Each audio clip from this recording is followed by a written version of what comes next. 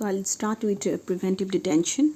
Article 22 of the Constitution deals with the protection against arrest and detention in certain cases. Article 9 and 14.3 of International Covenant on Civil and Political Rights also contain similar protection. Article 22 of the Constitution deal with two distinct matters. Clauses 1 and 2 of the Article 22 provide protection to persons arrested under the ordinary law of crimes. These clauses provide that no person who is arrested shall be detained in custody without being informed as soon as may be of the grounds for such arrest, nor shall he be detained the right to consult and he defended by a lawyer or a practitioner of his choice.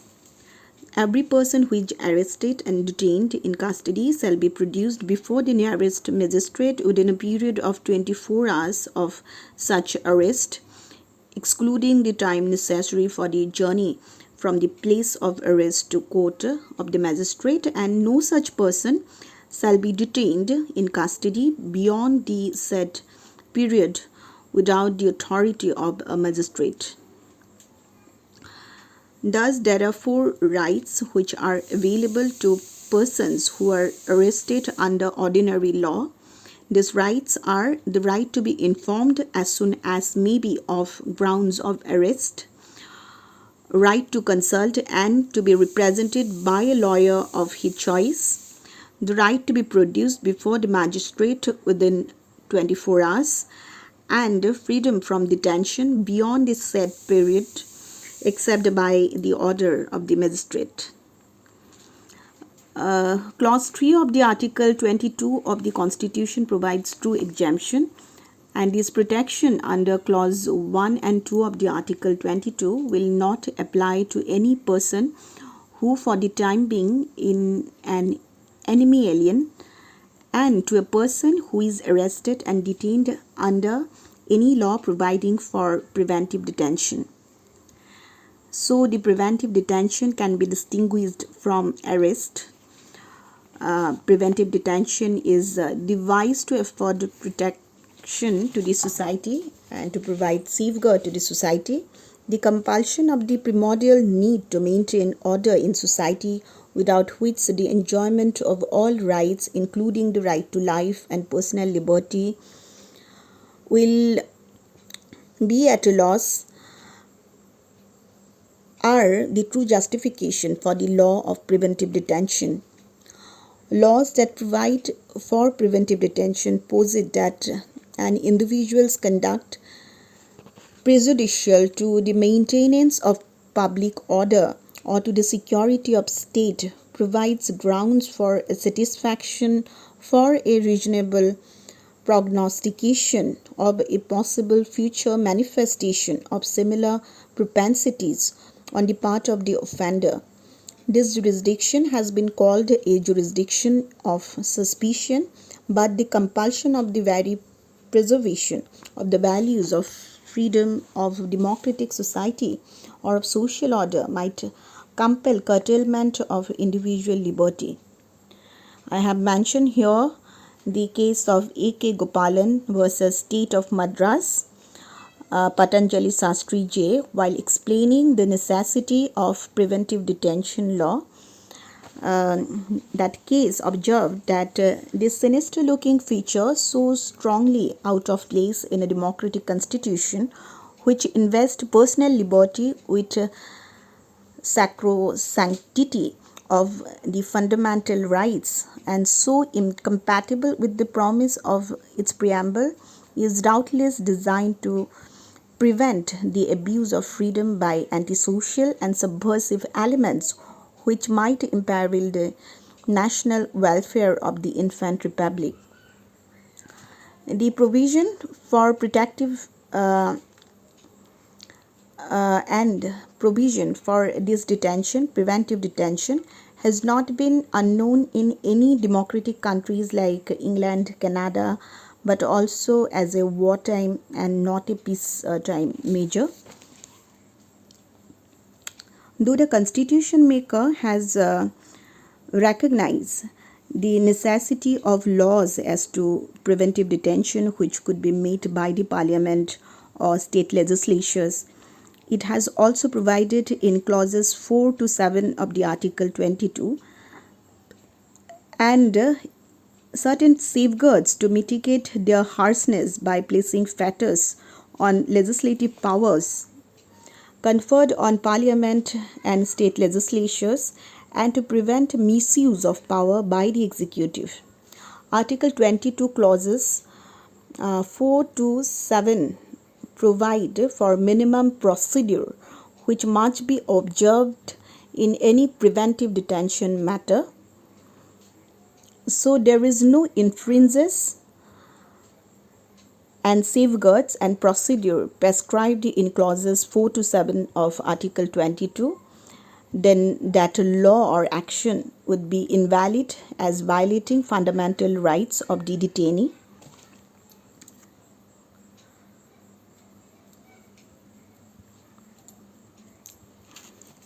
So we see that it is immaterial whether these safeguards and procedure are incorporated or not in the law providing for preventive detention, because if they are not incorporated, they would still be deemed to be a part of law of preventive detention as a superimposition by the Constitution, which is the supreme law of the land.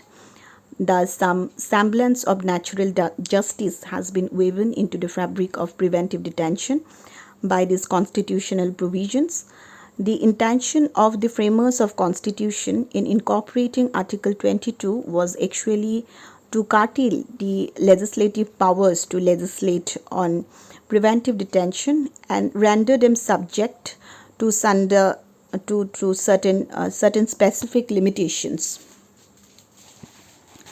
Then we see that clause 4 to 7 of Article 22 were amended by Constitutional Amendment Act 44th Constitutional Amendment Act 1978.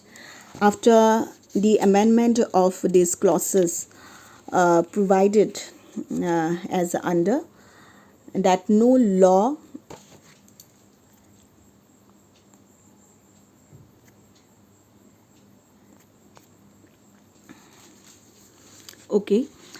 no law providing for preventive detention shall authorize the detention of a person for a longer period than 2 months unless an advisory board constituted in accordance with the recommendation of the Chief Justice of the appropriate High Court has reported before the expiration of the said period of 2 months that there is, in its opinion, sufficient cause for such detention.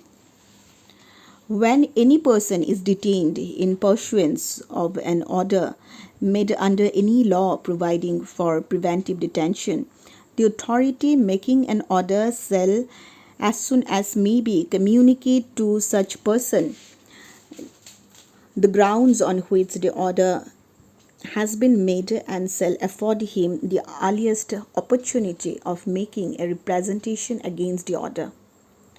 Parliament may prescribe the maximum period for which any person may in any class or classes of cases be detained under any law for providing for preventive detention, and the procedure to be fulfilled by an advisory board in any inquiry under clause 4.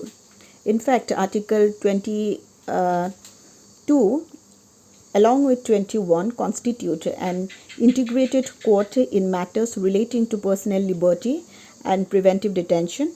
Article 22 to some extent advancing in a way the purpose of Article 21 when it specifies certain procedural safeguards which are available to a person who is arrested and detained. The law of preventive detention is also subject to other constitutional limitations enumerated in Part 3 of the Constitution dealing with fundamental rights.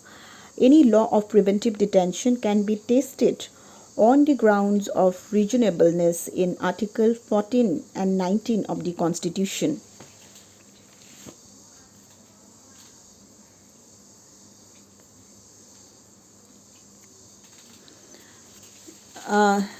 So there are certain protection and safeguard which have been provided to the detainee in clause 4 to 7 of the article 22 of the Constitution, and those provision says that no person can be detained for a period more than 3 months unless the advisory board duly constituted for the said period authorize for a longer detention on the basis of some sufficient cause.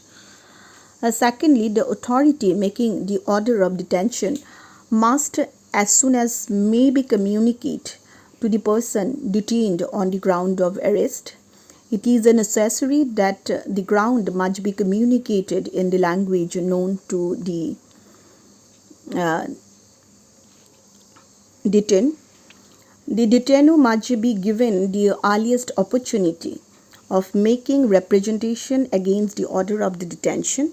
The detainee is to be furnished with sufficient particulars to enable him to make a presentation. So people of India experienced the gravest abuse of the detention power during 1975 emergency, when a power of person were preventively detained under Maintenance of Internal Security Act 1971, that is MISA, in utter disregard of the law. Even the judicial attitude was not fully in favor of the detainees.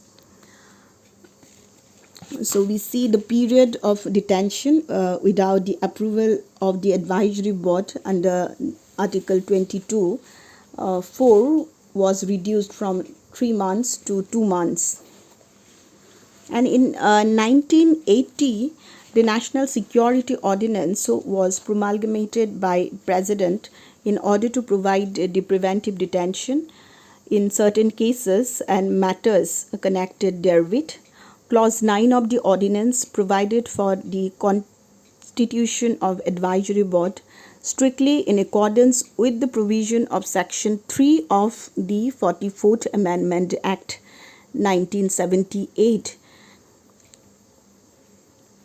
The National Security Ordinance was replaced by National Security Act 1980s. Retrospectively, Section 9 of the National Security Act 1980 made a significant departure from Clause 9 of the Ordinance, providing for the constitution of advisory board in accordance with the Act 22, 4 of each original form and not in accordance with the amendments made to the article by Section 3 of the Constitution, and that is 44 Amendment Act 1978.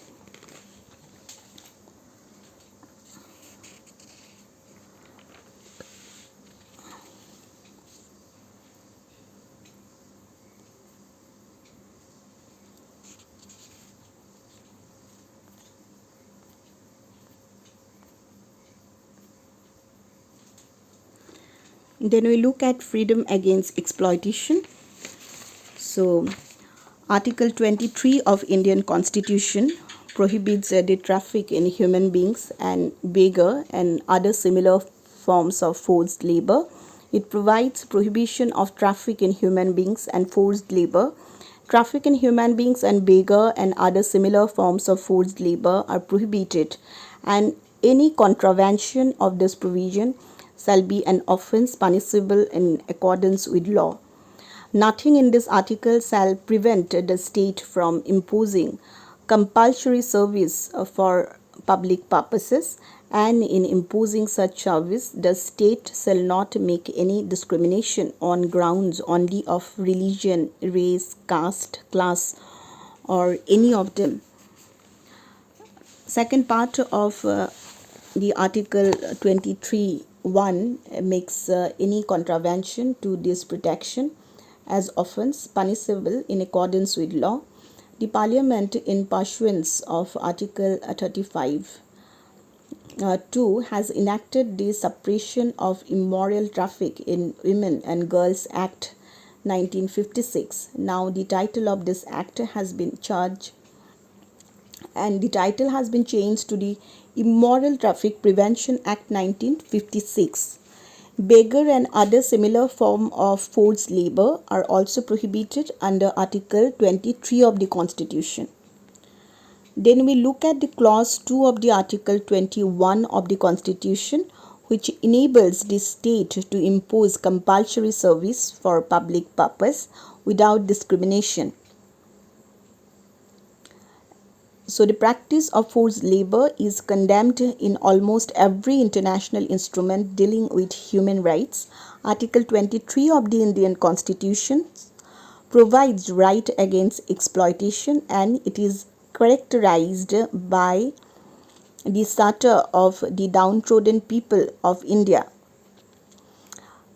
This article strikes at forced labor in whatever form, in whatever shape and whatever form it may manifest itself, because it is violative of human dignity and contrary to basic human rights and the basic values of human rights.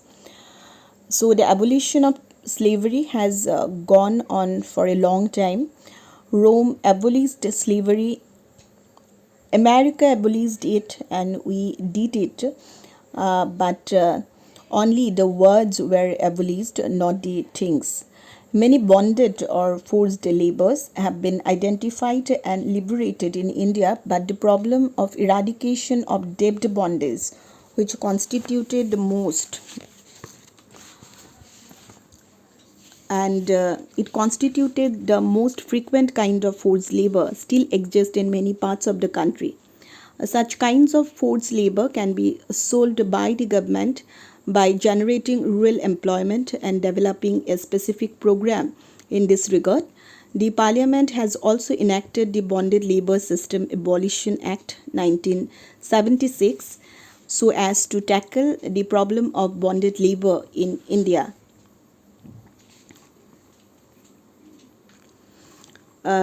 Then I will move to right to freedom of religion. India is a secular state. Article 25 to 28 of Indian Constitution specifically provide freedom of religion.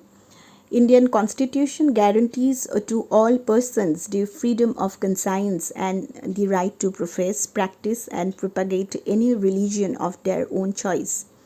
The freedom of religion is enshrined in the Constitution, means freedom for all religions, but it doesn't enable any religious group to work against the same rights of another religious groups or person. Article 25 of the Constitution provides freedom of conscience and free profession, practice and propagation of religion subject to public order, morality and health, and to other provision of this part. All persons are equally entitled to freedom of conscience and right to freely profess, practice and propagate religion. Nothing in this article shall affect the operation of any existing law or prevent the state from making any law regulating or restricting any economic, financial, political or other secular activity which may be associated with religious practices, and providing for social safeguards as well as reform and welfare or throwing open of Hindu religious institution of a public character to all classes and sections of Hindus. So this is actually meant for social welfare and reforms and right to establish institution. There are certain explanation also which is being provided that the Article 25 of the Constitution ensures equality of all religion, and under this article a person is guaranteed twofold freedom: freedom of conscience and freedom to profess, practice and propagate religion. And freedom of conscience means absolute inner freedom of the citizen to have their own relation with Almighty. To profess means to openly declare one's faith or belief. To practice means to perform the religious duties, rites and rituals according to one's own religion. The word propagation propagation means to spread or publicize religious views. However, these freedoms are not absolute. These are subject to restrictions like public order, morality, health, state law regulating or restricting any economic, financial, and political and other secular activity which may be associated with religious practice, state law providing for social welfare and social reform. These restrictions have been prescribed in Article 25 itself, which ensures the freedom of religion to persons. Under Article 26 of the Constitution, every religious denomination has been given to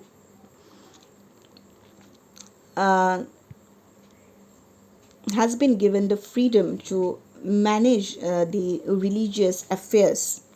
So, freedom to manage religious affairs says that it is subjected to same public order, morality, and health.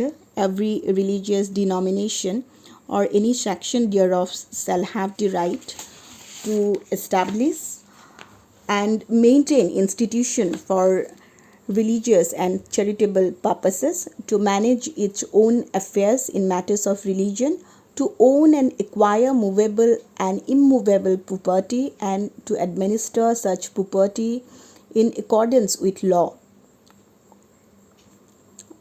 Then in Article 27, we get to see the further advances of the secular character of the nation.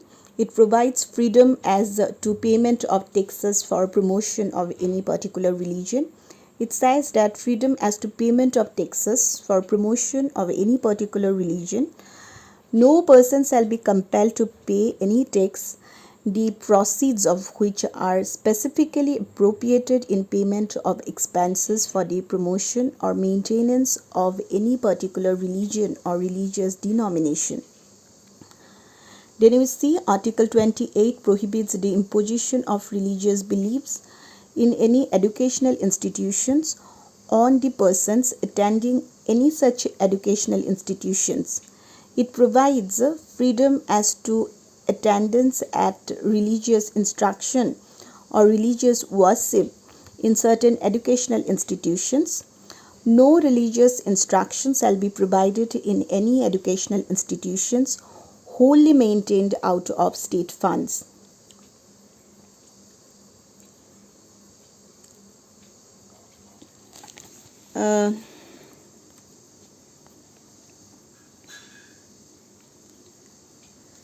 Even no person attending any educational institution recognized by the state or receiving aid out of all state funds shall be required to take part in any religious instruction that may be imparted in such institution, or to attend any religious worship which may be conducted in such institution or in any premises attached thereto, unless such person or people, if such person is a minor, his guardian has given his consent thereto. So it is submitted that all these provisions are of great importance to India, which comprises of people belonging to different religions, faith and belief. The secular and democratic nature of Indian society demands mutual tolerance of different religious beliefs and faith, with full freedom to practice the respective religious beliefs or faith in any community.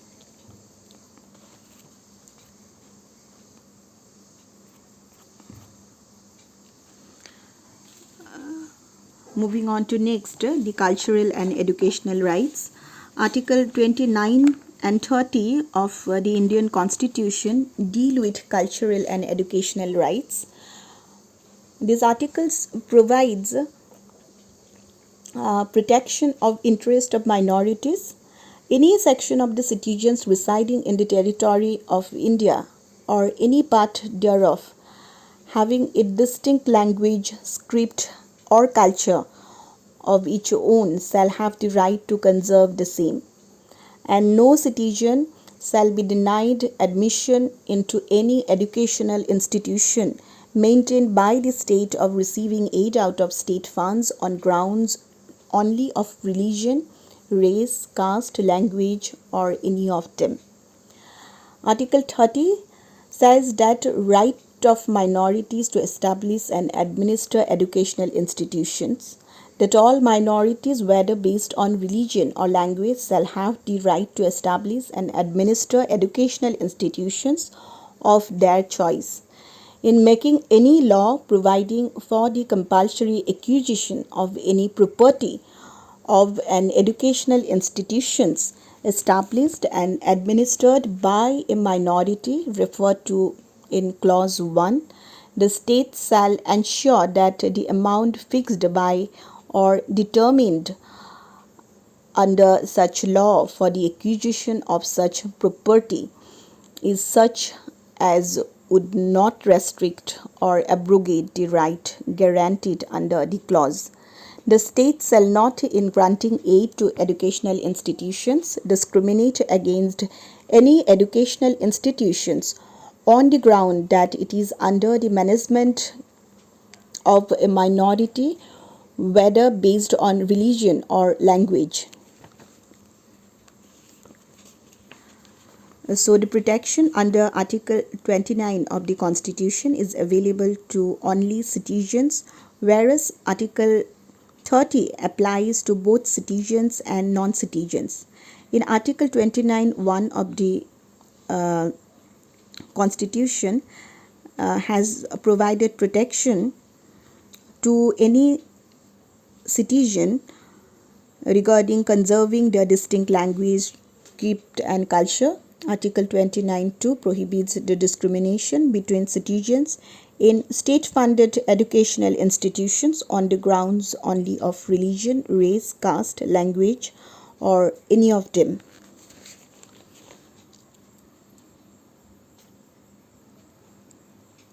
Moving on to next is the right to constitutional remedy. Article 226 of the Constitution confers power on all the High Court to issue the writs, orders, or directions for the enforcement of fundamental rights. Clause 1 of the Article 32 guarantees the fundamental right to move to Supreme Court by appropriate proceedings for the enforcement of the fundamental rights conferred by Part 3 of the Indian Constitution. The power of the Supreme Court under this clause is the widest. Article 32 empowers the Supreme Court to issue direction, orders, or writs, including writs in the nature of habeas corpus, mandamus, prohibition, certiorari, and quo warranto, whichever may be appropriate for the enforcement of any of the fundamental rights.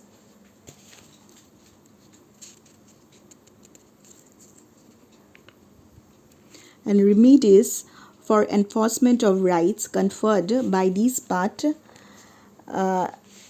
has been mentioned that the right to move to Supreme Court by appropriate proceedings for the enforcement of the right conferred by this part is guaranteed, and the Supreme Court shall have the power to issue directions or orders or writs, including writs in the nature of habeas corpus, mandamus, prohibition, quo warranto, whichever may be appropriate for the enforcement of any of the rights conferred by this part. And the right guaranteed by this article shall not be suspended except as otherwise provided by this Constitution.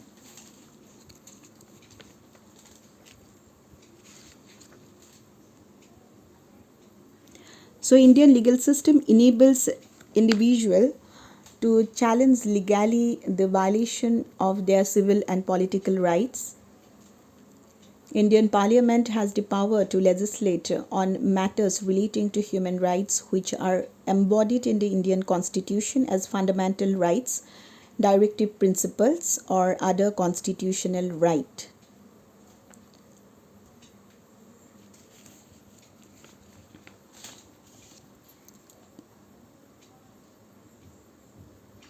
In India, Supreme Court and High Court have been vested with the power of judicial review, which is vital and essential safeguard against the illegal exercise or abuse of power by the executive and administrative authorities. This is so because an independent judiciary is able to judge matter brought before it entirely free from political or other bias. Judicial review is thus the interposition of judicial restraint on the legislature as well as the executive organs of the government.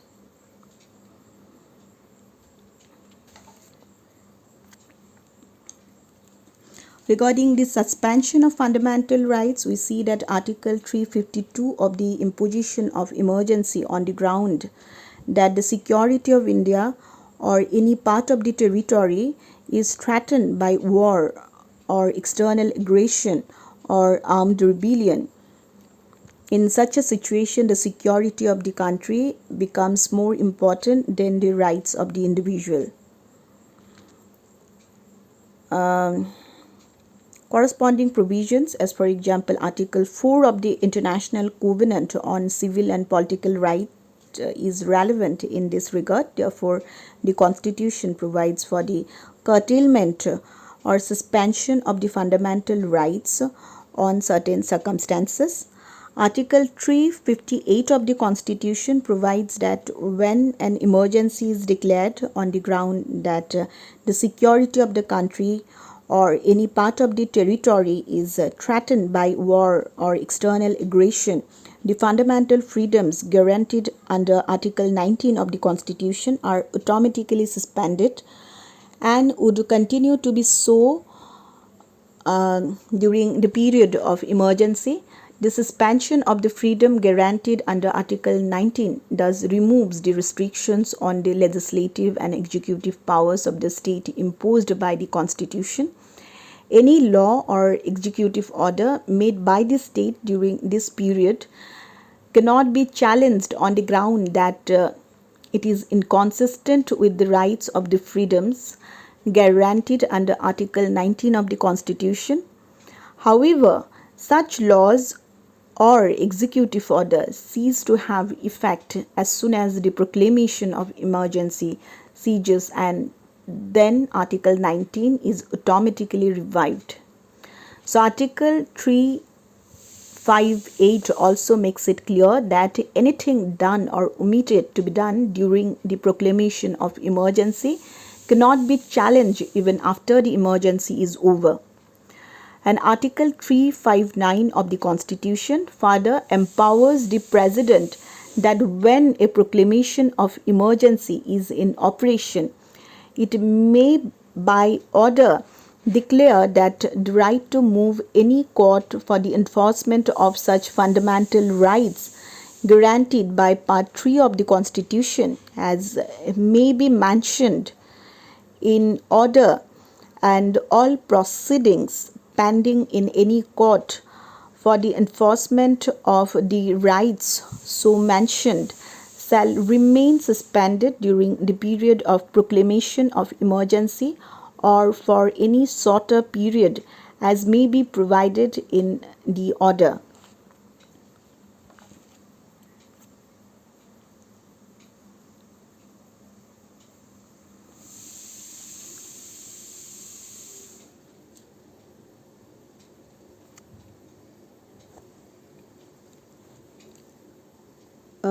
Regarding directive principles of state policy, directive principles of state policy are enshrined in Part 4 of the Constitution, Article 36 to 51. Article 36 of the Constitution provides that Part 3 of the expression states shall have the same meaning as under Article 2 in Part 3. Article 37 deals with the application of the directive principles in Part 4.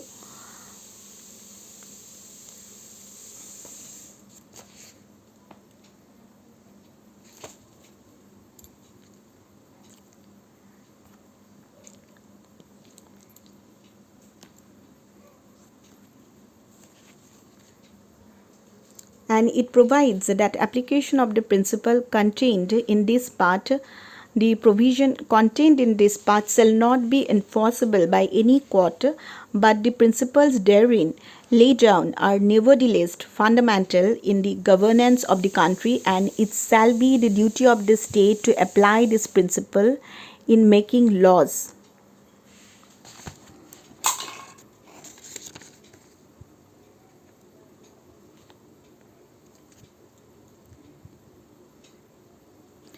Thus, at the first place, the directive principles in Part 4 have been made unenforceable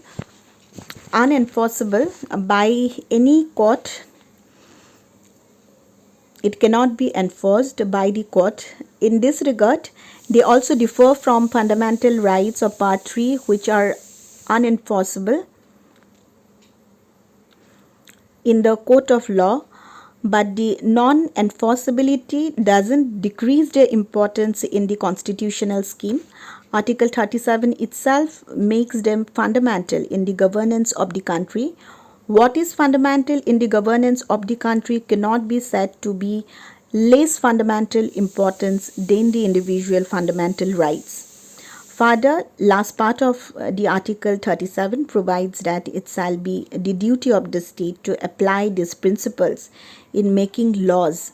Thus, any of three organs of the state, like legislature, executive, and judiciary, are duty bound to respect these directive principles and apply them in the making of laws. They serve as the guidelines for the future, and they are actually fundamental with fundamental rights.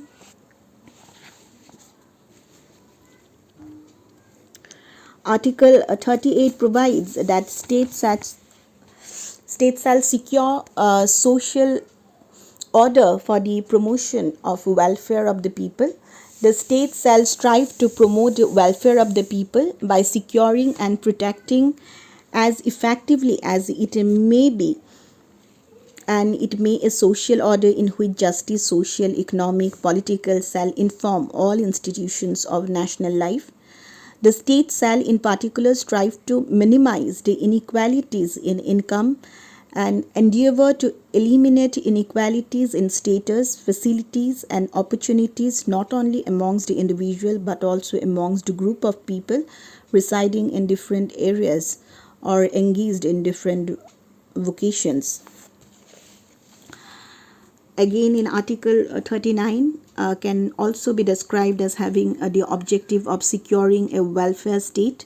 It provides certain principles of policy to be followed by the state.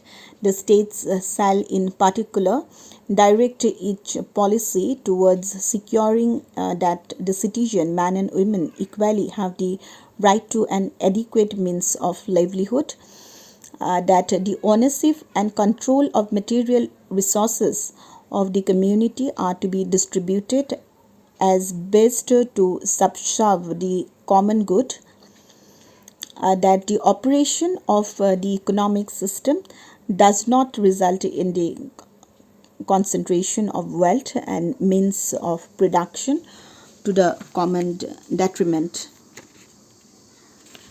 It also ensures that there is equal pay for equal work for both men and women, that the health and strength of workers, men and women, and the tender age of children are not abused, and that children are not forced by economic necessity to enter avocations unsuited to their age and strength, and that children are given opportunities and facilities to develop in a healthy manner and in conditions of freedom and dignity, and that childhood and youth are protected against exploitation and against moral and material abandonment. So, Article 19, Clause A puts obligation on the state to secure to the citizens an adequate means of livelihood. The Supreme Court has interpreted this clause as a part of Article 21 of the Constitution. The state may not by affirmative action be compellable to provide adequate means of livelihood, but any person who is deprived of this right to livelihood except according to just, fair, and reasonable procedure established by law can challenge the deprivation as offending the right to life conferred by Article 21 of the Constitution.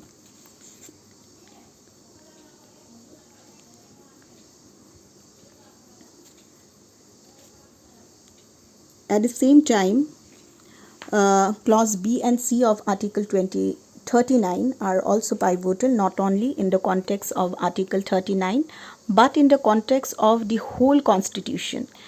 They can be described as the Charter of Economic Democracy and the Charter of Poor Men. These two clauses promote the objective of establishing a social welfare state where there is no concentration of wealth in the hands of a few people. Clauses B and C of the Article 39 read with Article 37 and 38 provide that all the necessary tools for the attainment of egalitarian order and prevention of concentration of wealth in a few hands and provide socio-economic justice to the people of India. Corresponding provisions regarding agrarian reforms and equitable distribution is also found in Article 2, Clauses 2A and B of International Covenant on Economic, Social and Cultural Rights 1966. So the doctrine of equal pay for equal work for both man and woman enshrined in Article 39D is not a mere demagogic slogan. It is a constitutional goal capable of attainment through constitutional remedies by enforcement of constitutional rights. The Supreme Court has interpreted this provision as implicit in Article 14 and 16 of the Constitution and thus made it enforceable in the court of law. The Parliament has also enacted the Equal Remuneration Act 1976 for achieving the objective of Article 39D of the Constitution. The applicability of this act doesn't depend upon the financial ability of the management to pay equal remuneration as provided by it.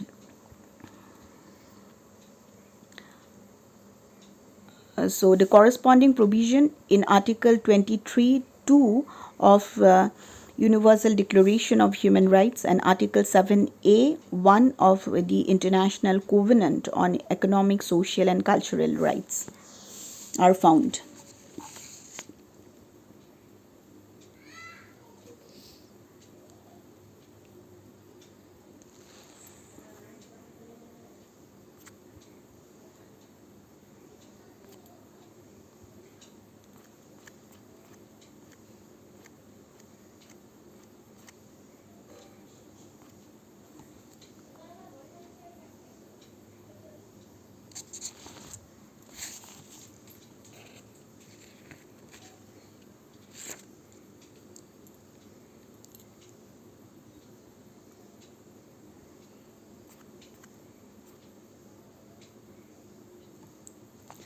So it is quite important, especially the Article 39A. It also ensures equal justice and free legal aid. The state shall secure all the operation of legal system, promote justice on the basis of equal opportunity, and shall in particular provide free legal aid by suitable legislation or schemes or in any other way to ensure that opportunities for securing justice are not denied to any citizen by reason of economic or other disabilities. So I'll stop here today. Any confusion arises, I can drop a message in the WhatsApp and it will be dealt in the live class.